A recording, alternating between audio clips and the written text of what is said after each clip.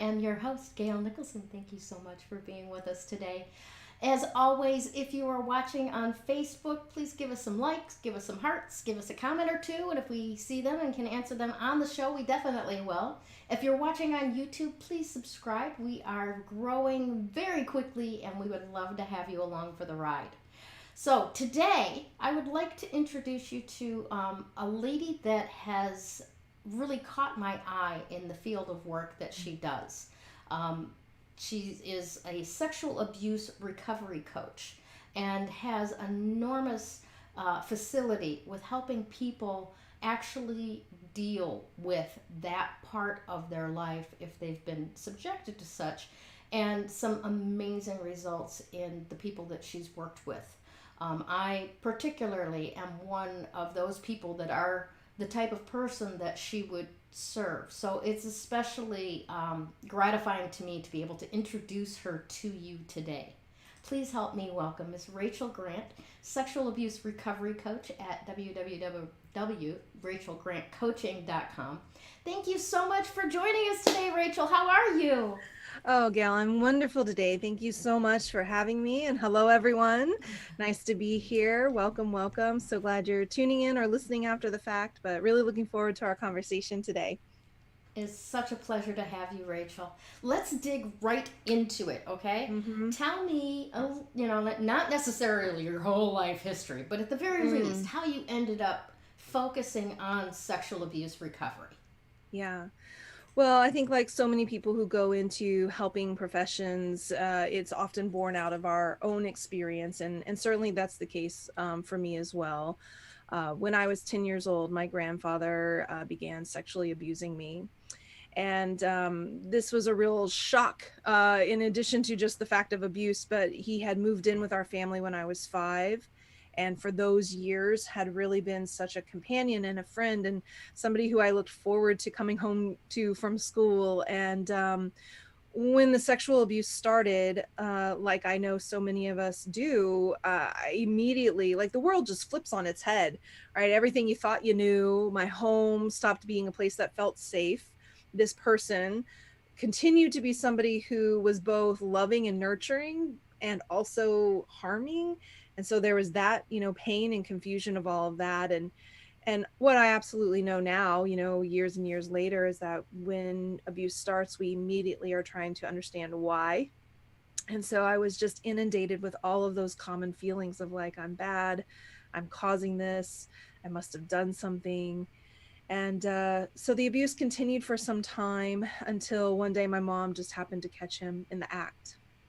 And in that moment, she snatched me away from him, and she and my dad immediately got him out of our home, which I'm very thankful for. And I always make a point of naming, to honor my parents, because I've been doing this work for 13 years now. And I've heard many, many stories where that's not the case, where parents ignore or dismiss or minimize or even protect the abuser. So while he was out of our home, ugh, my insides were still a mess. I was a mess. And my parents recognized I was a mess and tried to get me to go to counseling, but I was not having that. Oh, Gail, I was like, you want me to do what? You want me to talk to who about, huh? And you And were like, how old then?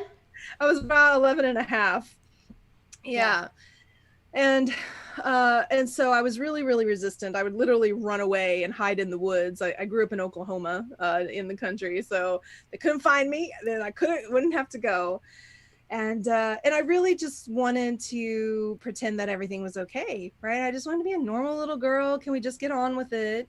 And that's what I did, really, all the way up until I was 19. Now, that doesn't mean my teen years were a walk in the park. I mean, I was certainly dealing with the impact of that trauma in ways in which I had a really hard time trusting. I was very confused about sex and relationship, and generally feeling very low self-esteem, bad, hard time with boundaries, all of those common outcomes. But when I was 19, I started college, and I met a boy, and within a couple of months of dating him, it was, kind of my second quote unquote serious relationship. I was just really clear I didn't know what I was doing. I was so reactive. I was so, clingy and like suspicious. And my attachment, I didn't understand attachment styles then, but I was like all anxious attachment and like, come to me, come to me, come to me. And by way of having, conversations with him, I did share about the sexual trauma, and he, really encouraged me to go to counseling. And so I did. But all along the way, I was starting to kind of heal, and I was in this relationship, but my track was I wanted to be a high school English teacher. That's where I was heading. Okay. We were actually talking about Robin Williams before we started our conversation today, and he was a huge influence in my life. When I saw Dead Poet Society, I was like, Yeah. that's what I'm going to be. Like, that's it. That I want to live that life. And so I'm tracking along in college with, that being my intention, and doing some healing work and starting to kind of conceptualize what had happened. But at the same time, the relationship that was in was also becoming abusive. And so I was now in this world of trying to heal past trauma while being traumatized.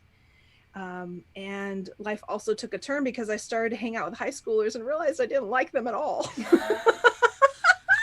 I was like, oh no. So I had this huge kind of life crisis of like, what am I gonna do? But I fell in love with, elementary age kids, and I was like, I like this is where I think I need to work.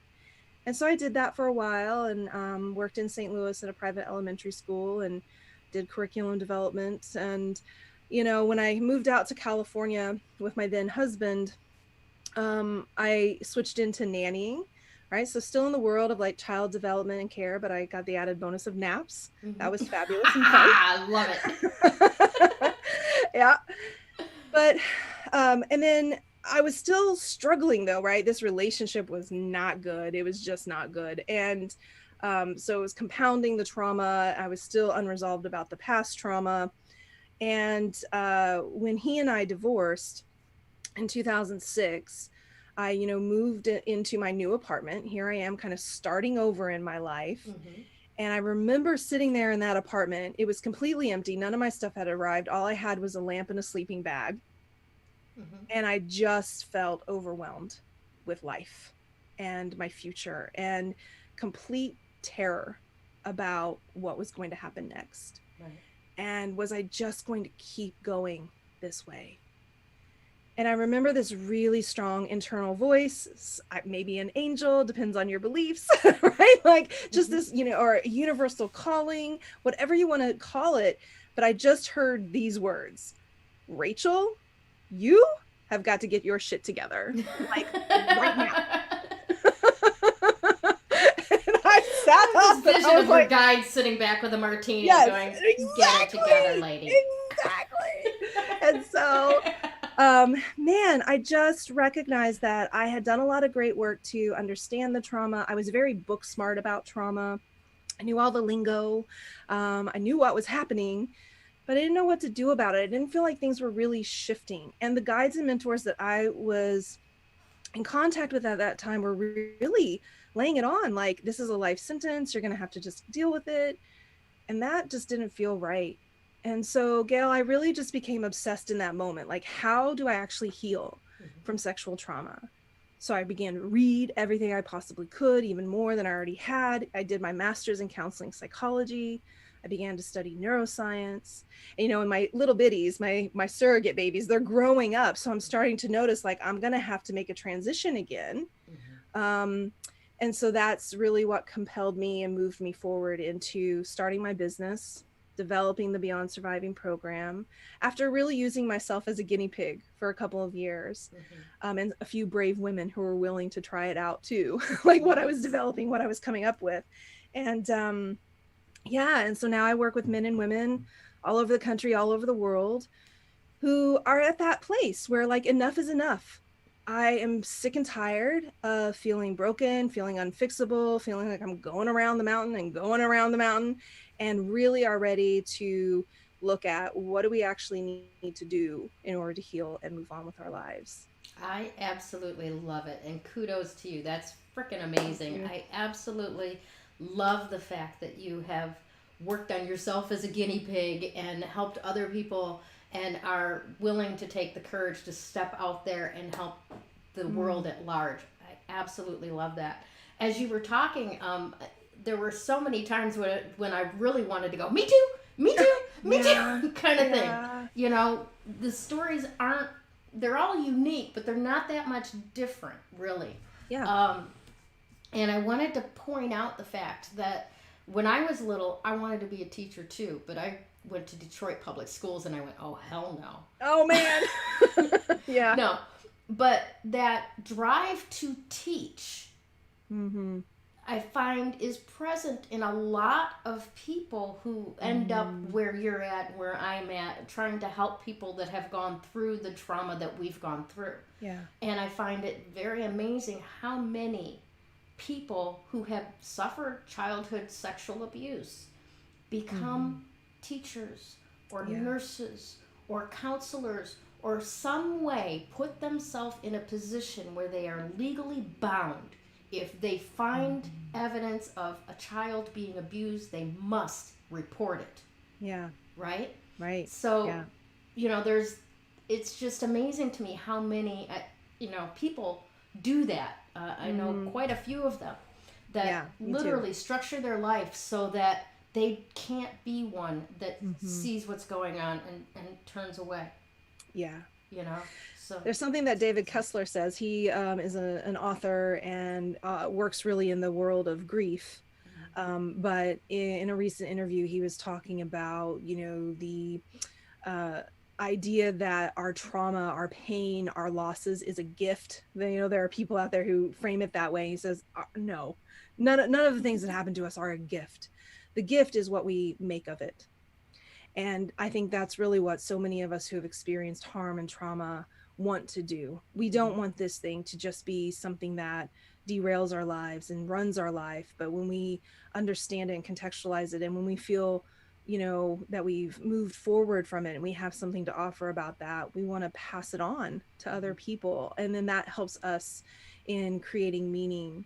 And that's really where it's the gift of meaning that we get to create from yeah, the things that have harmed us. And not everyone is required to go out and do that. We right. can, but there are ways that we can use our experiences in just our day to day to be everyday superheroes, right? I think so many of us, because of trauma, I often talk about like the superpowers of trauma, Mm-hmm. one of them being highly attuned. And if that's in balance, it can be a real superpower. If it's out of balance, you're hypervigilant, you're high anxiety, you're overreactive. But if you can bring it into balance, then you have a level of awareness that other people around you might not. And you can catch things and you can notice things, you can intuit things. And then that can be used to be really supportive and compassionate and aware and all those sorts of things. So, yeah. Yep, agreed. 100% agreed. Now, since you do have your education in clinical, like psychological counseling stuff, Mm-hmm. right? I want to know specifically what you know about why does trauma have an impact on us? Mm-hmm.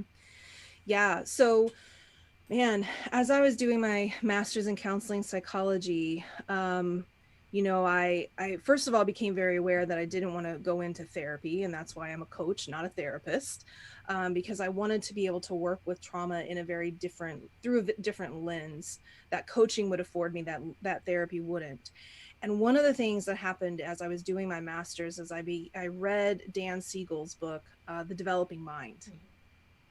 And in this book, he's talking about how, like, the relationship of trauma, how trauma is relational, and also how the brain works relationally, and how the brain and the nervous system is impacted by trauma. And in that moment, Gail, I began to understand that what had occurred to me was an injury. And my brain had been injured. My nervous system had been injured, just as if I had fallen down and like scraped my knee. Mm-hmm. And I was approaching trying to heal from this lens of like, it's just me. Like I'm messed up. Like I've got to figure out, I've got to, create the entire process that's perfect just for me. But what I realized was like, wait a second. If I fall and I scrape my knee, I know exactly what to do, right? Wash it, clean it out, put a Band-Aid on, done. So what if there is a way to treat the injury of trauma similarly, and to understand the way in which the brain becomes wired, how the fight, flight, freeze system becomes overactive. That's the limbic part of the brain with like the amygdala, and how we can use that understanding of how the brain is impacted and injured by trauma um, to heal. Yeah, did that answer your question? I There think might be so. more to say about that, but I think so, actually. I No, mean, that's probably the best description that I've heard, especially involving like the neuroscience and the fact, mm, and I 100% agree with you mm, that the trauma itself, whether it come through a sexual abuse situation or your house burned down, right? yeah, It's an injury, yeah, right? yeah, It's not the end of the world. It's like if you've got a scraped knee, you're absolutely right, and it can be addressed. It can be hmm, healed. And yeah, like you just used in your example about the scraped knee, right? You wash it out. You clear out what doesn't belong, hmm, what's not going to yes. facilitate Come on, healing, Gail. right? Yes, And yes, then you put a band-aid over it. Well, the band-aid's not going to stay there forever. right. It's only to protect the tender tissue until it's Hmm. ready, to face Yeah, the world again. that's So right. that band-aid is a temporary thing. It's not a forever thing. It's, Yeah. kind of thing. Yeah, that's something I often say to my clients. Like, our ultimate objective in the Beyond Surviving program is that you can look at these experiences, see them for what they were, notice the scar or the wounding, but not be impacted. Just like if you look at a scar, on your body, you don't re-experience, all of the pain. It doesn't bring it all up. You don't spend hours then revisiting it and rethinking it and Mm-hmm. ruminating on it. And so we have to create some distance and space, and that's ultimately what Beyond Surviving is really about. It's a model that is intentional about helping get complete people get complete about the past. I really don't think we're supposed to spend our lives in recovery, I you know agree with you. Now, I yeah, want you to define that for me. What does it yeah, mean to actually be complete about something? Now, I get this as a distinction. I think you do too. But yeah, most of our viewers won't know what that distinction is. Can you explain yeah. it for them? Okay, cool. So when we think about recovery, recovery is a period of in our journey where we're really focusing and putting a lot of our time, attention, and money into healing. And so we're digging in and we're moving things around and we're processing and we're bringing light to things and we're contextualizing and we're working to integrate these experiences, while also in Beyond Surviving at that stage developing skills and strategies and tools that help us live a dynamic, empowered, grounded life where we can stay in our adult self more often than not. And so when I think about completeness around the past trauma, it means that we have a relationship to that trauma in which it is integrated. I sometimes describe it like it's this thread that is a part of the tapestry of our life, but is not like the thread. When you're in recovery, it is like the spotlight is on it, and it needs to be that way for a while so you can heal. But if we stay there and everything is always about the past, always about the trauma, always coming back into a place of activation and triggering, then we're still really tied into the past. So for me, what complete sounds like is when somebody has the capacity to talk about that experience in the same exact way they talk about anything else in their life. So for example, I grew up in Oklahoma. I love peanut butter. I love to dance. I was sexually abused. I have red hair and I love country music, right? Like, it's all the same tenor, it's all the same Yeah, you tone. can tell in the timbre of the voice whether there's a hook there or not, and there's no Yeah, hook with the list that you just gave. Yeah, yeah, yeah. awesome, awesome stuff. So now, here's a question that I go around and around with myself a lot. Mm-hmm. Is actual healing really possible? I mean, we talked about this idea of, a wound and a scar, and, when you're really healing with like a physical wound, you can look at that scar and you don't feel the pain anymore. Yeah, But that scar is always going to be there.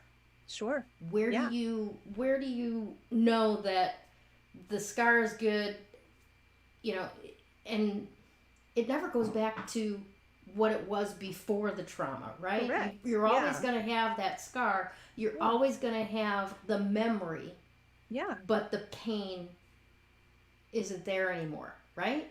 Yeah, right. And so one of the biggest impacts of trauma is that we end up in a state of dysregulation.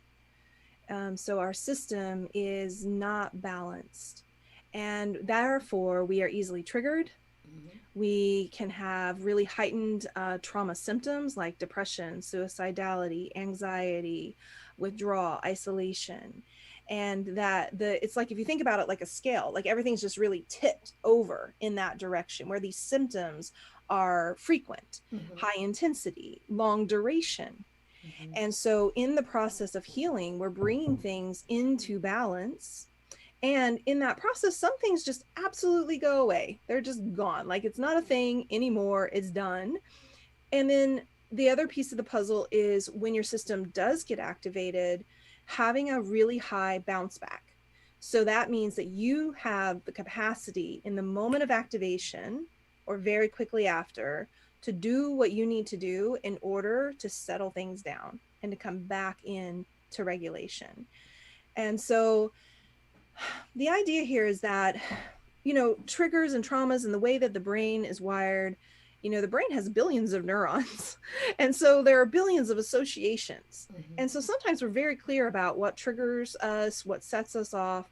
And then, we can be trucking along in our day and something happened and we no idea like what just kind of we bumped up against. Mm-hmm. And so it's that attunement, it's that awareness.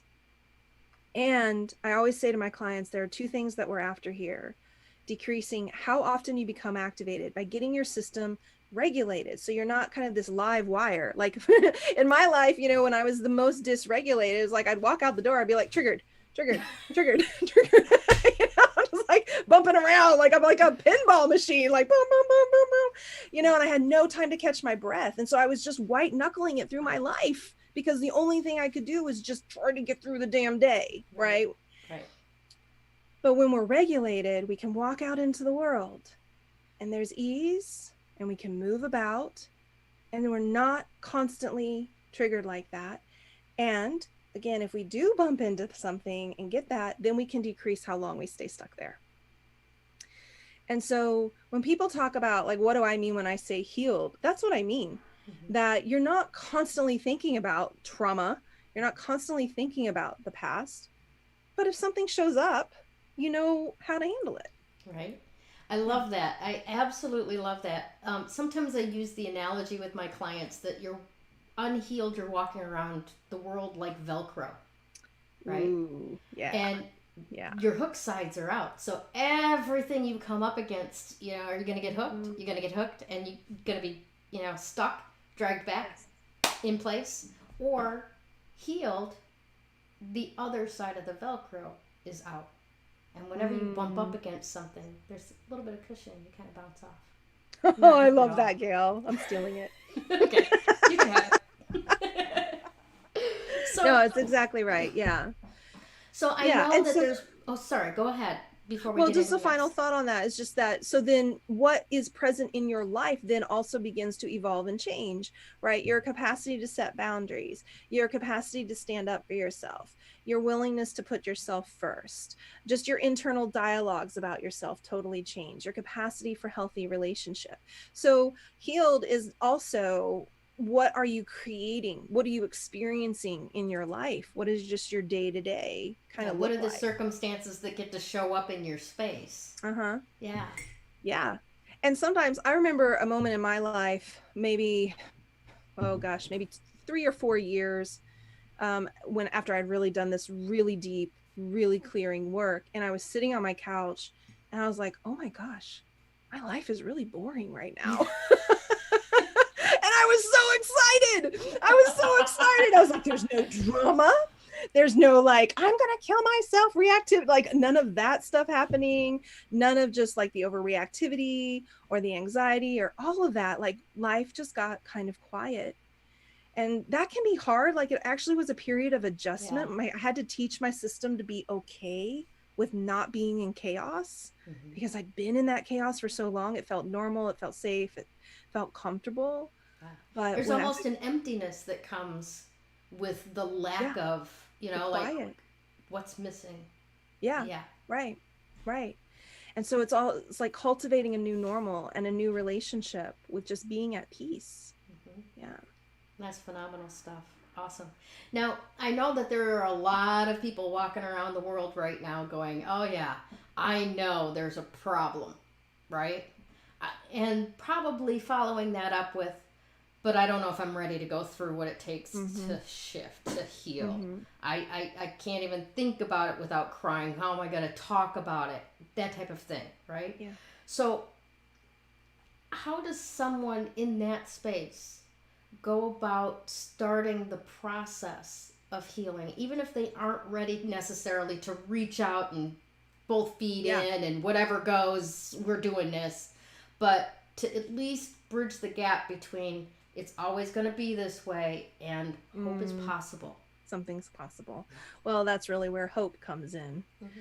and tapping into hope. And so, you know, I think beginning to passively interact with things like the Beyond Surviving podcast, listening to things like this, right? Listening to radio shows or reading books where you're not necessarily doing any healing work. You're not necessarily trying to focus in on your own experience necessarily, though you will be kind of cognitively bringing it forward, but you're not necessarily demanding of yourself that you do anything about it. So you give yourself permission to get curious and to explore without any pressure to shift or change. And I think through that, eventually you will get to a place of acknowledgement, like, yep, this is what's going on for me. I need to get some support. And that little moment of acknowledgement is the bridge where you come out of that denial place and into the place of survivor. That stage of work where you're beginning to, okay, I'm going to try to talk about this. Okay, I'm going to try to, voice what I experienced or where I'm struggling. So then finding places like the Healing from Sexual Abuse Facebook group that I run, or the monthly Adult Survivors of Child Abuse virtual group that I run. Both of those are free, and the group is donation based. So you can start to kind of dip your toe. Therapy is also a great place to go at that stage because you can just kind of land on the couch and spew out whatever needs to be spewed out, Mm-hmm. you know. And then with time, my main thing that I'm constantly kind of working with and trying to help people navigate is don't get stuck at the survivor stage, Right, right? right. We don't want to stop there. There's something beyond that, which is where we start to get into the application of strategy and tools and shifting of behavior and healing of mindset, healing of the brain, healing of the nervous system. And so people usually hit up against something in their life that instigates that moment of like, okay, I've done enough of it, again, getting book smart about Mm-hmm. trauma. And now I need to get a little street smart about trauma. Like, how do I actually walk and talk in the world and navigate that powerfully? Excellent, excellent. As you were talking about that, I recalled my daughter who was in a car accident recently, and her leg broke, Oh, and she had to have surgery. She was in the hospital for a couple of days. She had to have surgery to put a steel rod in her leg. So this process of healing from something like that really is no different than the process of healing yeah. from sexual trauma. Yeah. You've had a huge injury, right? You need some care. So you may your body's going to heal, but you're also going to need facilitation from the Mm-hmm. outside to help strengthen that. Yeah. As you're, and then there's a process of learning, how to integrate using crutches or a walker of some sort while you're still in pain and tender. And then eventually the walker goes away, the crutches go away, and you start actually walking on your own feet again. Mm-hmm. And yes, it's still a little tender, it's Yeah. still a A little little wobbly. painful at times. You could limp a little Yeah. bit. Yeah. And then as you keep walking, though, Yeah. it strengthens. Now, Yeah. the break is never going to go away. The steel rod in your leg is probably going to be there for the rest of your life. Yeah. But you can function Ooh. fabulously Yeah, this in a reminds little me of while. a moment in my own healing where I was really at my wit's end. I felt really broken. I felt like every bone in my body was broken, right? Like nothing is working, everything's a mess. And and I remember sitting in therapy saying, all I want is just to feel normal. Like, can I ever, will I ever? And this particular therapist said, no. Thank God And I for remember, honesty. I remember that moment, Gail, basically being like, you're fired. So I didn't know what the right answer was, but I knew that was the wrong answer. And and when I began reading Dan Siegel's work and again framing it as an injury, I was like, wow, okay, so like yes, when somebody breaks their leg, we don't say to them, "Oh, so sorry, you're just gonna have to live with that for the rest of your life." Yeah. You know? So why would we do that with trauma? Mental, emotional trauma. It's a Mm-hmm. different kind of break, but it's a break nonetheless. So we can bandage it, all of this that we've been saying, Mm-hmm. and move forward. And yeah, things are wobbly for a while before you catch your stride, but Mm-hmm. eventually you do. Yeah. And that's really the message, and that's really what I want everyone to connect into, because that's where the hope is. Right. Again, that's what we have to have, hope, in order to inspire action. Without hope, we're on Netflix all day. Like nothing's gonna change. Why bother? To hell with it. Right. But as soon as we catch a little bit of hope, then we start to get curious. Maybe, what Mm-hmm. if? Yeah. Yeah. And then we can start to take little action. And that's absolutely the reason why the Beyond Surviving program is a curriculum. It's also because I was a teacher and that's the way my brain works, right? Right. Scaffolding learning. We teach things in a very particular order in education, because if you try to teach, it's like math. If you try to do the things that are outside of the parentheses before the inside, you get the wrong answer. And And so I if you just got skip the whole really, first semester of algebra, don't right. expect to go to algebra 2 and know what the hell's going on. No, it's not going to work. Yeah. And so that's really what I like because this is all I focus on. That was the other thing. Like I didn't want to do therapy because I didn't want to be a generalist. And some therapists, focus very specifically, but for the most part, you're kind of dealing with lots of different things. Mm-hmm. And I knew that the one thing I wanted to really be working on, the thing that pissed me off, the problem that I wanted to solve, was people really losing their lives essentially due to trauma. And so in the course of developing this program, I've just really paid close attention to what do we need to do when, in order to maximize healing and minimize re-traumatization. Well, that leads us beautifully into what you've offered our viewers today. Mm. So, you want to tell us a little bit about that awesome checklist that you're offering? Yeah, absolutely. So we've talked about it a little bit here, Mm-hmm. some of those stages. And so um, one of the things that I think is so very helpful is to know where you are in the journey. What stage of healing are you in? And therefore, what are the goals and intentions, like things that you should be focusing on, and the things that you can set aside, like not ready yet, not time yet, and the kinds of support that align with where you are in that journey. So when you go to rachelgrantcoaching.com/checklist, you'll be able to download the 3 stages of recovery checklist and read through that, do a little bit of, assessment work, and get clarity and see some really great resources there that you can take advantage of. And I will say, I lay it out in this beautiful linear way because that's how our brain works. But what's really so is that you can be in the victim stage, like in that place of denial. I don't want to look at it. I don't want to deal with it in one area of your life. And you can be in the beyond survivor stage in another area. Like you've really got it. You're clear. You have skills and tools.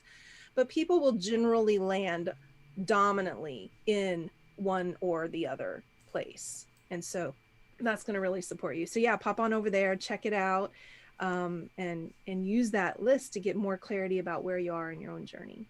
That's phenomenal. I highly encourage all of our viewers, definitely go check out the checklist, take an inventory of where you're at, and if you need help, please, if Rachel Grant is a fit for you, reach out to her and ask for help. I mean, there's no reason to continue suffering alone.